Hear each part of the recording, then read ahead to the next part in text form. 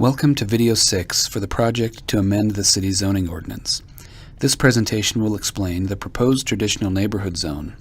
Before continuing, we encourage you to watch the 3.5-minute introductory video. Also, if at the end of this video you have further questions or are wondering about terms used that you might not be familiar with, we encourage you to contact a Planning Division staff member. Also, please keep in mind that in an effort to keep these presentations under 15 minutes long, you may find that we haven't covered something in as much depth as you would like.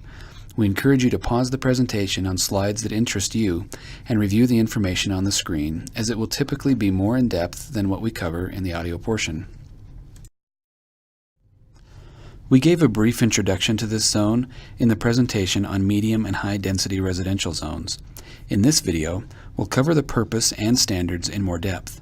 Because this zone allows both residential and commercial uses, we'll cover standards for each. Idaho Falls has many different neighborhoods, each with its own character, architecture, and history. Our older neighborhoods, such as in the numbered and lettered streets, were built long before zoning ever came to Idaho Falls. What zoning has done is imposed the same standards on older neighborhoods that it does on new neighborhoods. The result is that we try to regulate the building that you see on the upper left-hand side of the slide as we do the other two buildings on the slide. It's clear, just from the photographs, that the development patterns are not the same. But besides just standards like setbacks, modern zoning hasn't recognized even how different land uses were integrated into these older neighborhoods. Did you notice that the picture in the upper left-hand side of the screen isn't even a single-unit dwelling? It's a duplex. Our older neighborhoods have historically had a mix of housing types, commercial uses, services, even small hospitals. In many cities across the country, this mix of uses is being allowed once again in recognition that there is a way to blend these uses. It worked before zoning. Why can't it work with zoning? To emphasize the point about the differences between development patterns of older neighborhoods versus newer neighborhoods, take a look at these two aerial photographs. The one on the left is in the numbered streets. The houses and lots are smaller, the streets are narrower, there are alleys, and the street network is in a grid pattern. The subdivision on the right is a newer neighborhood next to Township Road. You can see the houses and lots are larger. The street network has cul-de-sacs and doesn't even connect to the subdivision to the east. But beyond the houses, it's clear that the neighborhood on the left includes more than just houses. There are churches, schools, commercial buildings, parks, etc., and the scale fits. The commercial and institutional uses are, for the most part, out on the busier road. But here's the problem. For the most part, both of these neighborhoods are zoned the same. And for those areas not zoned the same, it takes a combination of 5 different zones to try and make everything work. This image is a key example of why there is a need for a traditional neighborhood zone. Even though some of these older neighborhoods are some of the most treasured areas of Idaho Falls, for the last 50 years our zoning code has made it really difficult, if not impossible, to build something like that again. For example, take a look at the images on the screen. These are from the Carriage Gate subdivision. They include very nice duplexes with private alleys and alley-loaded garages. But to get these built, the developer had to go through 3 extra public hearings to get approval. Had he wanted to do detached units with garages sticking out towards the street, there would have been no hearings at all. Why would anyone bother unless they really just felt passionate about it? Now that we've talked about some of the reasons behind the zone, let's talk about some of the standards. These tables from the proposed code show some of the key differences between the TN, or traditional neighborhood zone, and other residential zones. You can see from the top table that the minimum lot size is 3,000 square feet. That number comes from the typical lot size on our older plats. Most of those lots were originally designed at 25 feet wide by 125 feet deep, for a total of 3,125 square feet. For setbacks, the TN allows a much closer setback to property lines, but also has a maximum front yard setback. This keeps the buildings closer to the streets, creating a more walkable and pedestrian-friendly feel to the streetscape. We should point out here that these standards are not just for existing neighborhoods. They are also for new development if someone wanted to try and create a more traditional neighborhood. These standards will also allow the development of vacant lots in these older neighborhoods on the original lots, instead of requiring 2 lots for the development as we do today. The City of Boise has allowed this practice for quite a few years, and it has yielded some great results.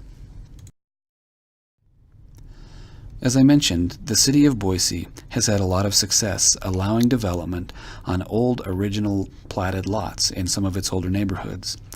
As you look at this aerial photograph from Boise, where some of this development has occurred, can you see where the new construction has happened on these older, narrow lots?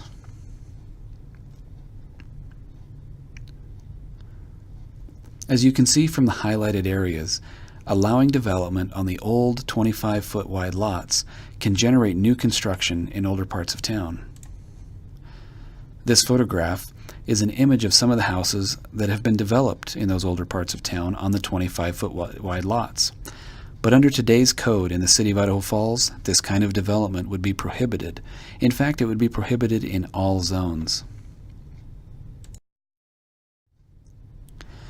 The next few slides will address some of the other standards that relate to the design of the neighborhood. In new neighborhoods that use the TN zone, the sidewalk must be separated from the street by a planting strip with trees. In all TN zones, the landscape strips must be maintained. Currently, there are no standards in the city regarding these types of planting strips. This isn't as comprehensive as perhaps it needs to be, but it's a step in the right direction. In the traditional neighborhood zone, all structures shall have a primary entrance that faces the street and a pathway that connects the entry with the sidewalk. Really, this is something that's fairly common anyways and shouldn't be seen as an added burden. One standard to point out here is that the front porch can extend 5 feet into the front yard setback, again, to provide a more pedestrian scale streetscape. This slide will cover some information that's fairly technical. Again, if you have questions, please make sure to call a staff member. There are standards for height and placement of buildings that make sure, for existing neighborhoods, that new construction and additions to existing buildings fit the context of the neighborhood.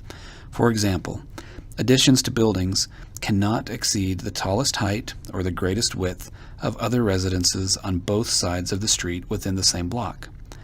New buildings must have breaks in the plane of the building. Flat roofs are discouraged.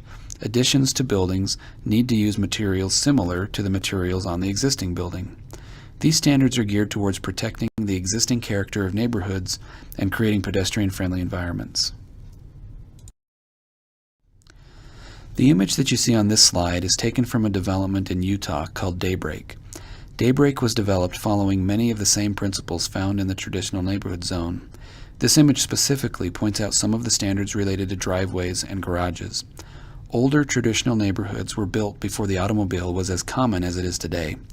Consequently, garages and driveways weren't the dominant feature of the architecture. In the TN zone, driveway widths will be limited to 10 feet in width until they pass the front plane of the house, at which point they can widen to whatever width they need to be. Garages must be set back from the front plane of the home as well. Alley-loaded garages are highly encouraged, and there are some incentives for doing so. But if driveways and garages do face the street, they must meet these proposed standards to keep the house as the main feature of the property. This next photo comes from the Carriage Gate development in Idaho Falls. You can see how it illustrates the principle of setting the garages back behind the front plane of the house.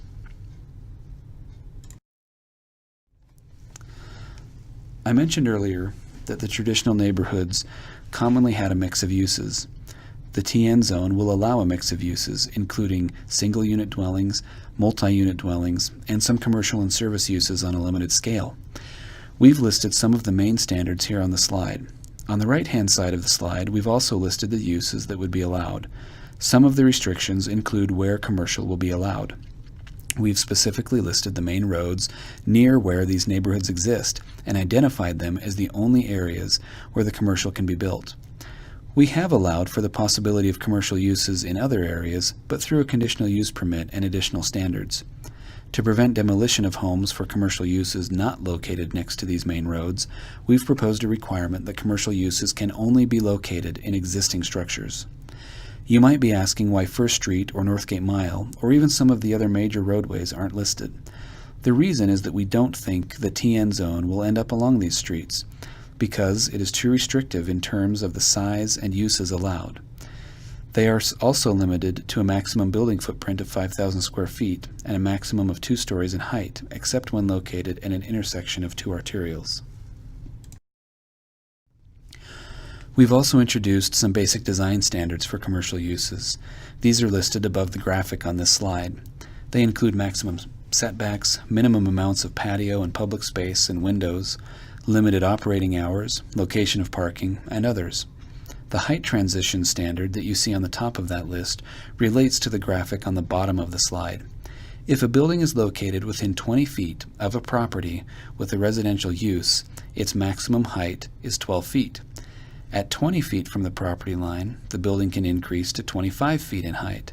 And then at 30 feet from the property line, a building can increase its height an additional 1 foot in height for every 2 feet it is from the property line, but only if the property is on the corner of 2 arterial streets.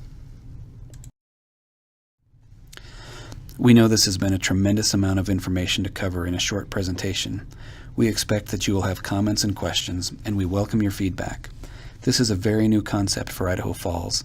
I would like to point out that similar to the CC zone, this new zone is viewed as a temporary solution, at least for the older neighborhoods. Because each neighborhood has its own unique characteristics, a form-based code which studies each area independently and writes standards to fit the specific context of that neighborhood will be a better fit long-term. But in the meantime, we think this is a great starting point to recognizing the importance and unique character of these neighborhoods, and also providing the opportunity to build other developments with similar standards. Thank you for your time in viewing this presentation. Again, please feel free to contact our staff with questions and feedback on this zone. Please also consider taking a look at our other video presentations on the rest of the zoning ordinance.